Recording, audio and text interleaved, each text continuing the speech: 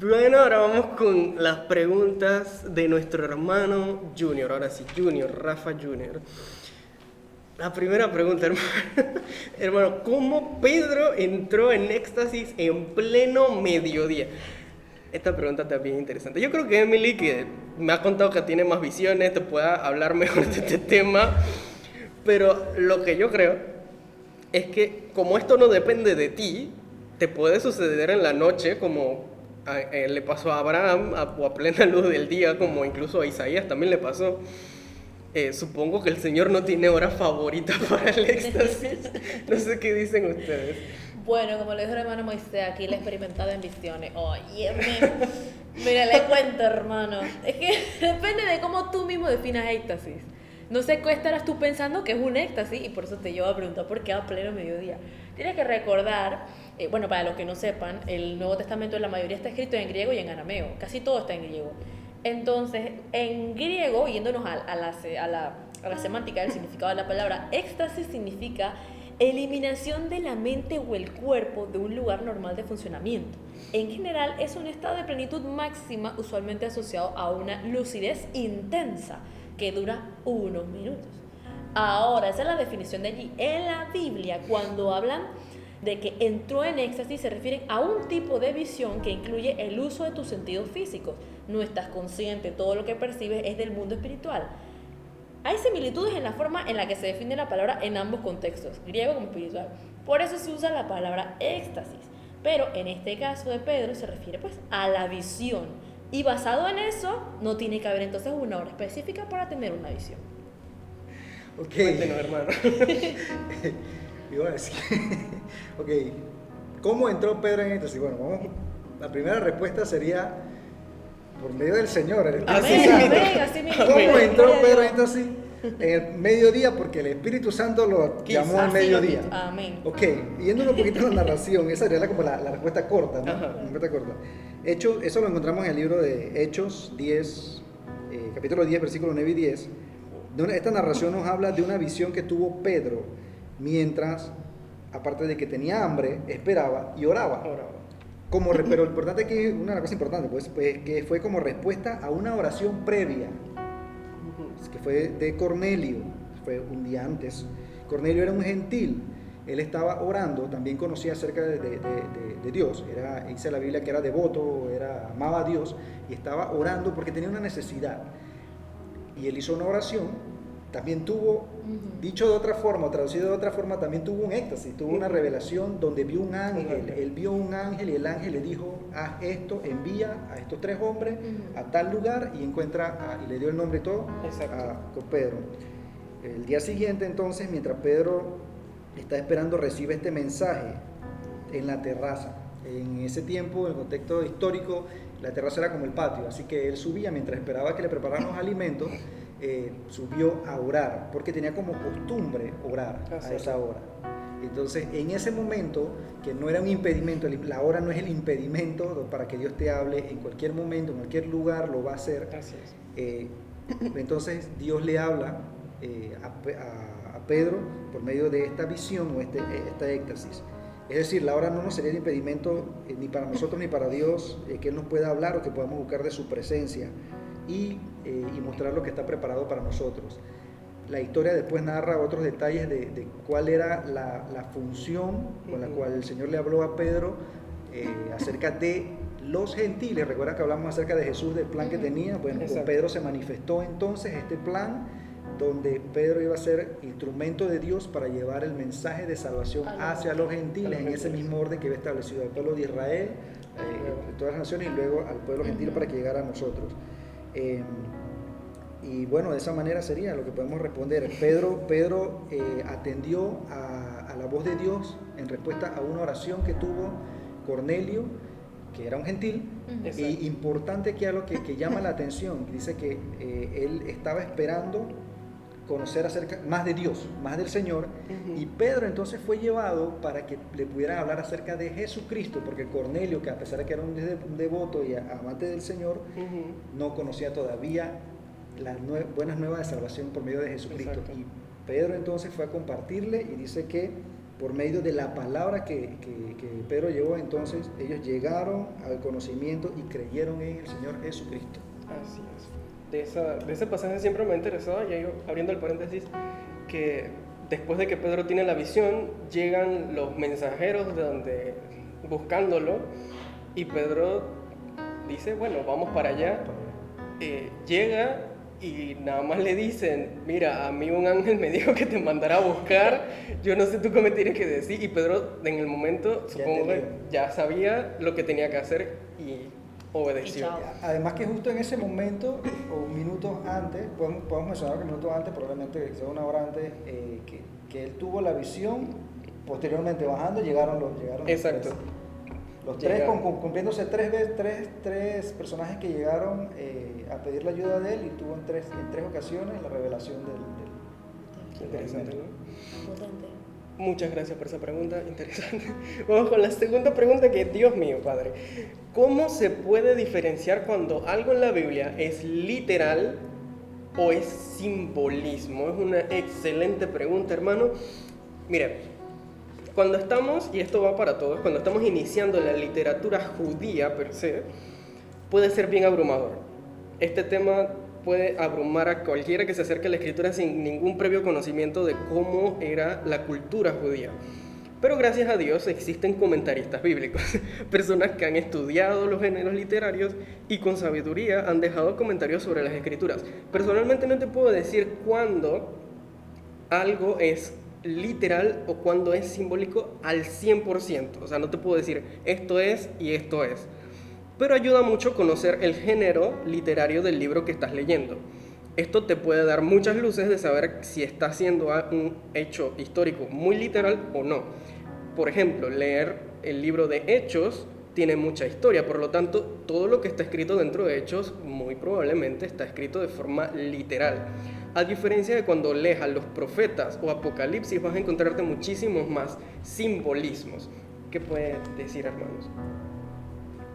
Bueno, es un poco difícil darte una respuesta concreta en cuanto a esto, porque hay muchos todavía eruditos y estudiosos que lo están haciendo y están estudiando esto y buscando la forma de poder encontrar estos aspectos. Y hay posturas, como hemos dicho, algunos dicen, esto que habla el Apocalipsis es literal, o se va a cumplir de manera literal, y otros que dicen, esto es simbólico. Y ambas partes creo que lo están haciendo con buenas intenciones. Están haciendo buenas intenciones, en intención de entender y conocer lo que el Señor quiere hablar, ¿no?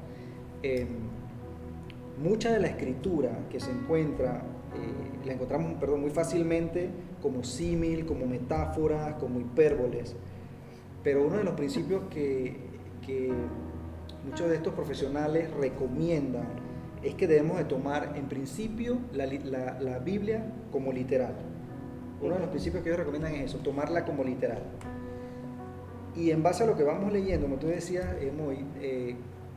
viendo los contextos históricos, de tiempo, de las características del personaje, del que escribe, exacto, vas a poder encontrar o definir si es literal lo que ellos están hablando o son hipérboles o son símil o simbolismo, ¿no? Pero una de las principales cosas es tomarla literal, y de ahí entonces uno puede ir determinando, a medida que la va estudiando, lo que puede ser un simbolismo. Una de las herramientas que utilizan los estudiosos y escritores es la hermenéutica, que son herramientas de estudio de la hermenéutica y la exégesis.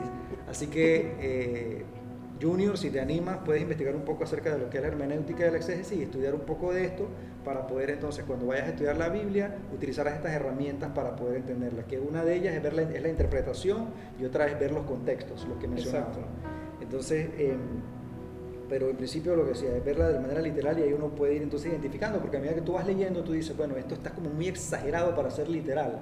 Esto se va a cumplir en un tiempo, como lo que hablábamos acerca de si Satanás iba a ser atado y cómo lo iban a capturar, si le mandaban una orden de captura o no.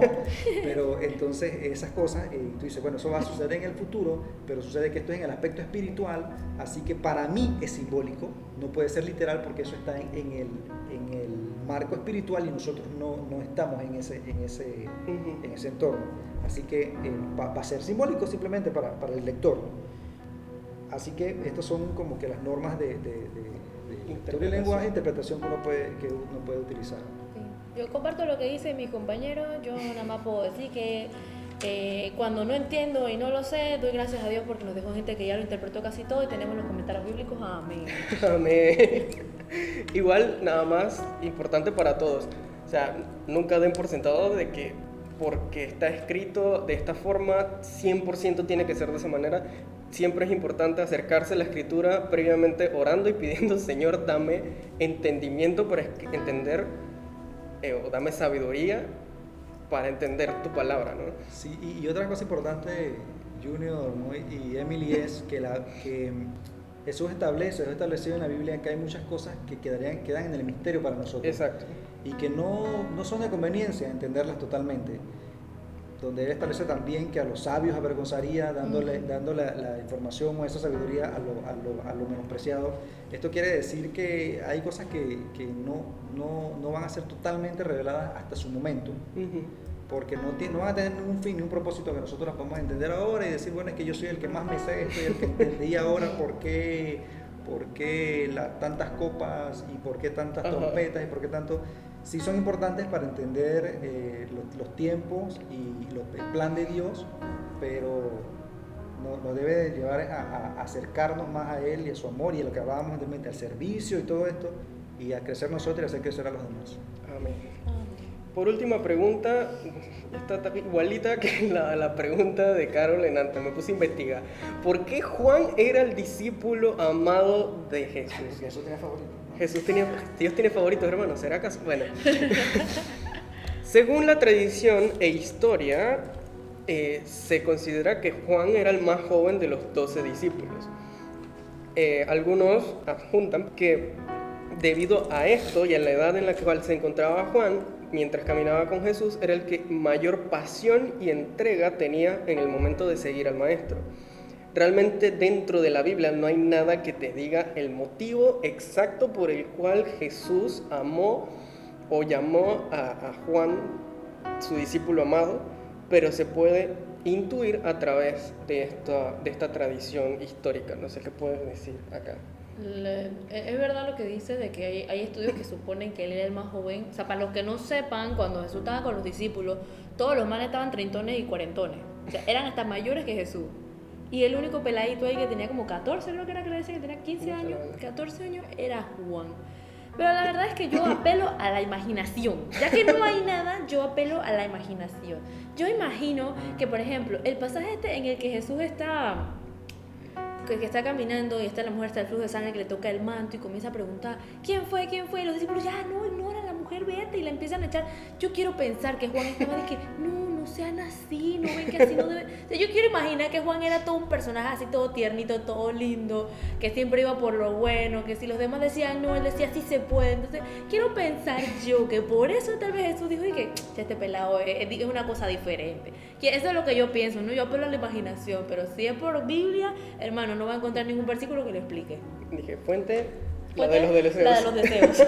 Ahora, yo preguntaría, ¿quién escribió y dijo que era el discípulo amado? Juan mismo. Juan El mismo. Eso es que se puso él mismo la corona ahí. Juan mismo, ok. Juan era hermano de Zebedeo. Ajá. Okay. Sí se considera que era uno de los menores y según se piensa, él llegó a tener esa comunión o conexión con Jesús o ese aprecio con Jesús como uno de los otros.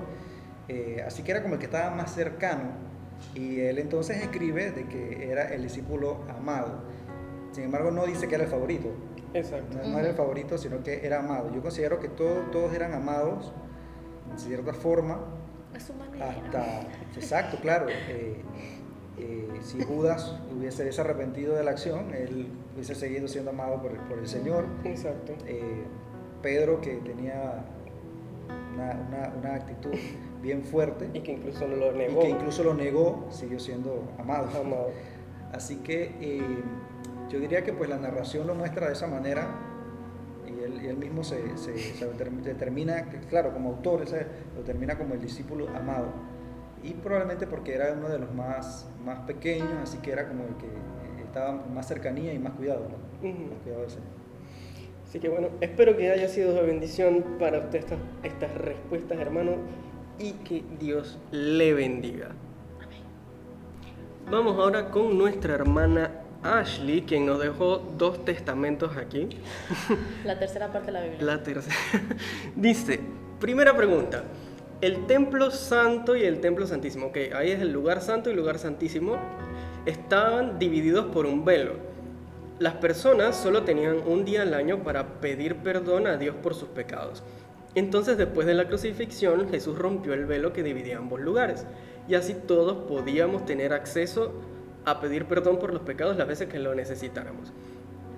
Ahora entra la pregunta, pero también porque sabía que muchas personas al ver que resucitó y es el Hijo de Dios, se iban a sentir mal de haberlo juzgado, tratado mal y no creído en Él, entonces iban a tener sed de pedirle perdón en cualquier momento y no hacerles esperar hasta que se llegara el día que se permitía pedir perdón.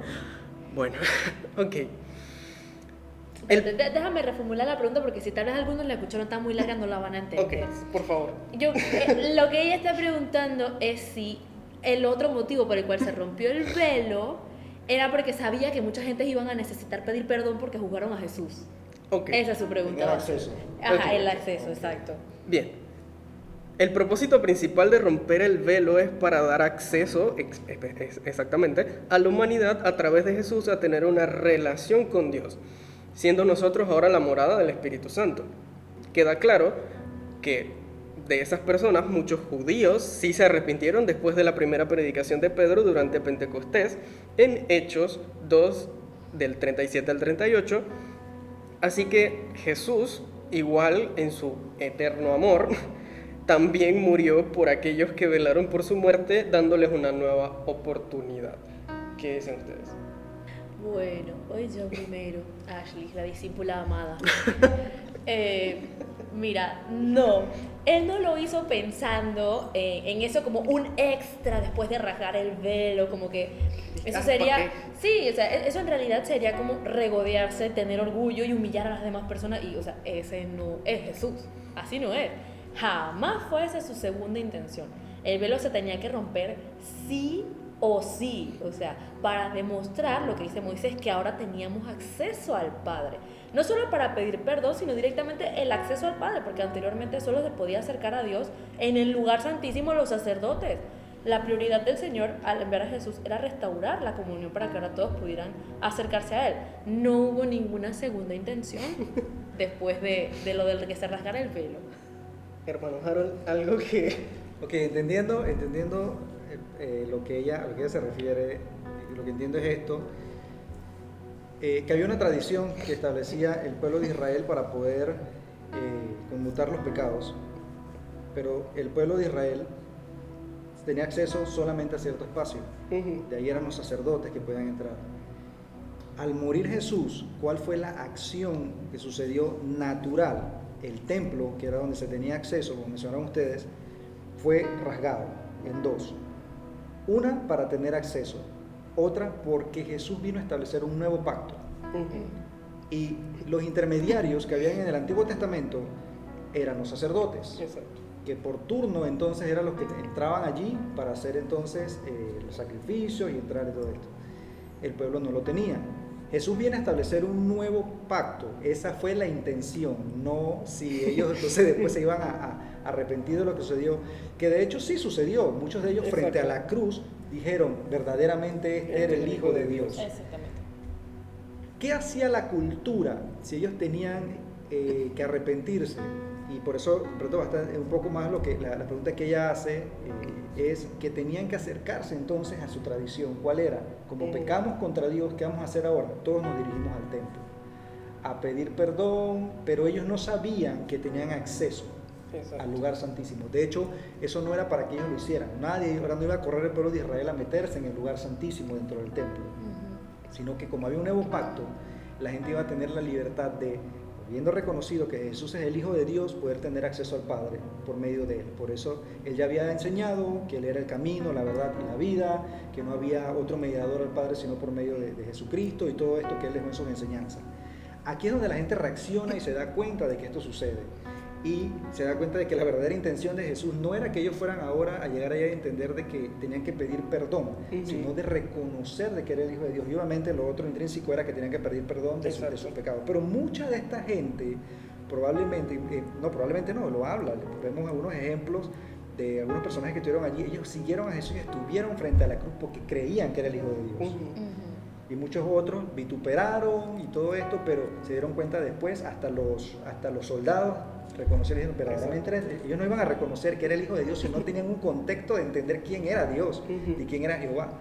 Entonces, esto es lo que creo, la intención del Señor era establecer el nuevo pacto y ya esa práctica que no se fuera a realizar. El perdón, si tenían que hacerlo, arrepentirse, porque sí se dieron cuenta que habían hecho mal y tenían que pedirle perdón al Señor, no porque Él lo exigía, sino porque era el medio de poder llegar al Señor.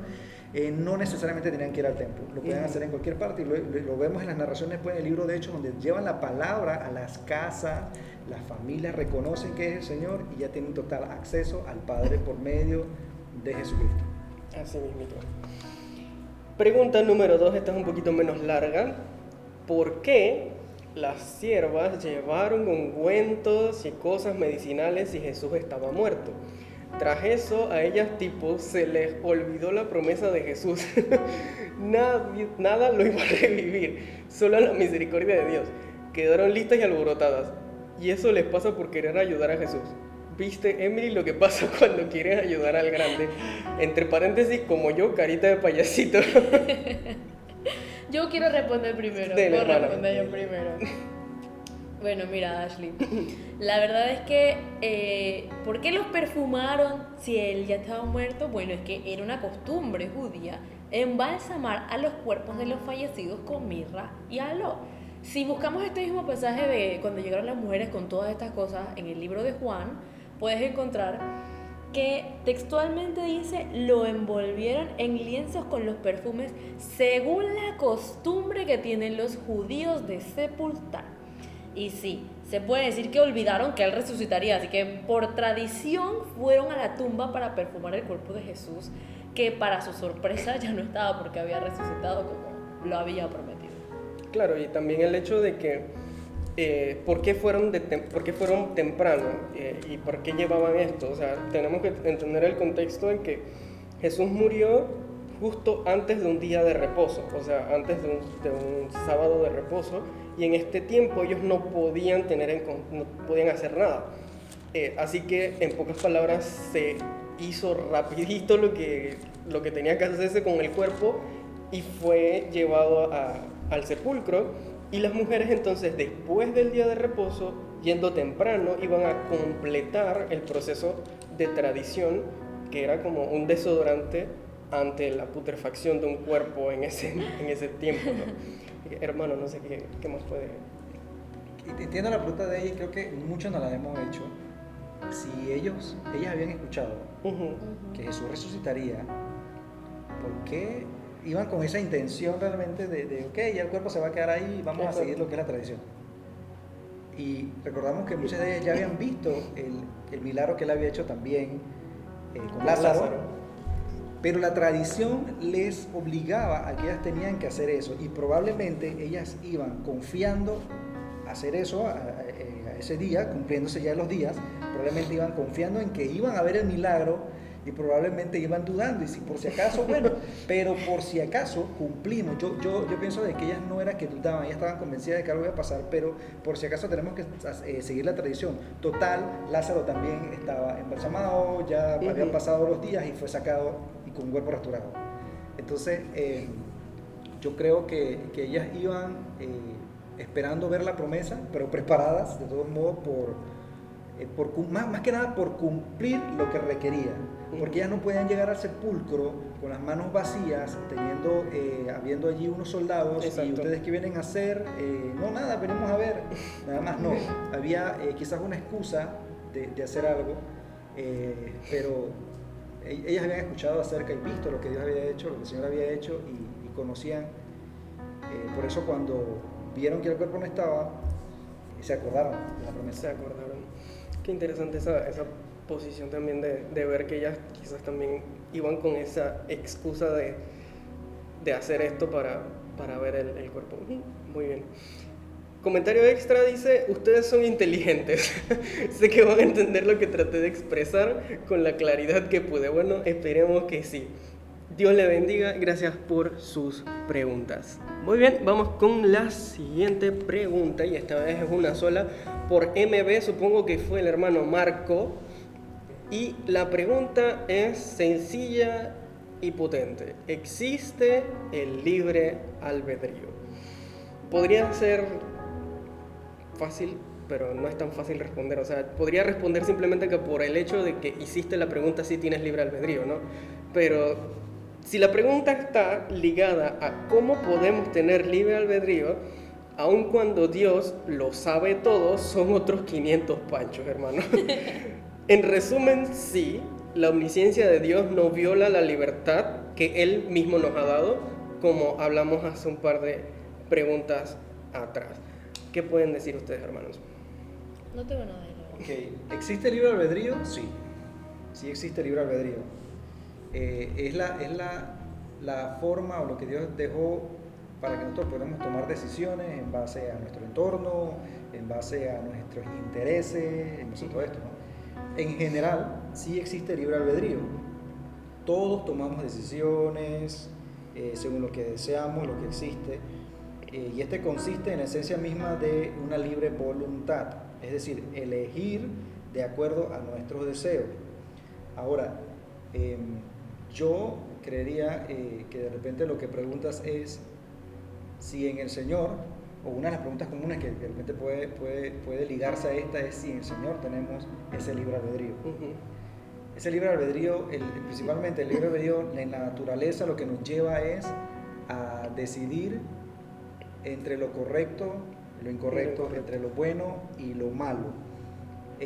Una vez venimos al Señor, para muchos estudiosos, ya este libre albedrío no se va a llamar libre albedrío porque nosotros no tomamos las decisiones según lo que a nosotros nos parece, o no deberíamos según lo que nos parece, o lo que creemos, sino que se transforma ya en libertad. Y la Biblia declara de que a libertad hemos sido llamados. No dice que somos llamados para libre albedrío o para tomar las decisiones. Ahora que somos el Señor, ya somos nueva criatura, ahora podemos hacer lo que sea, total, ya tenemos la salvación, que no la tenemos que hablamos anteriormente. Entonces, algunas posturas muestran que en el Señor ahora tenemos es libertad, pero esa libertad se conecta a lo que es bueno y agradable a Dios. Romanos 8, capítulo 8, versículos 5 al 8, nos dice de que cuando nosotros vivíamos anteriormente en la carne, hemos sido llamados a conectarnos al Espíritu. Déjame buscarlo para leerlo textualmente. 8, el 5-8 dice, porque los que son de la carne piensan en las cosas de la carne. Esto es libre albedrío. Pero los que son del Espíritu, en las cosas del Espíritu. Es decir, la libertad. Porque el ocuparse de la carne es muerte. Pero el ocuparse del Espíritu es vida y paz. Es decir, de ese libre albedrío ahora a libertad. Por cuanto los designios de la carne son enemistad contra Dios. Porque no se sujetan a la ley de Dios, ni tampoco pueden. Y dice el versículo 8 para cerrar, y los que viven según la carne no pueden agradar a Dios. Entonces, ese libre albedrío, hasta donde yo lo he entendido, deja de ser ese libre albedrío de decisiones para lo que a mí me interesa, lo que yo quiero simplemente. Y no es que no podamos pensar en las cosas que nos gustan, nos interesan, pero ya nuestra visión va a ser distinta. ¿Por qué lo hago? Y las cosas que hago son agradables a Dios o no. Y no por un castigo que vaya a tener, sino porque hemos sido llamados a ser nuevas criaturas, como leímos aquí, y hemos sido llamados de esclavitud. Romano más adelante dice que hemos sido llamados de esclavitud a libertad gloriosa, como debe ser a los hijos de Dios. Perfecto. No tengo nada que aportar. Nada Todo más está que aportar. dicho. Listo, entonces esa sería la pregunta que nos dejó nuestro hermano MB. Dios le bendiga.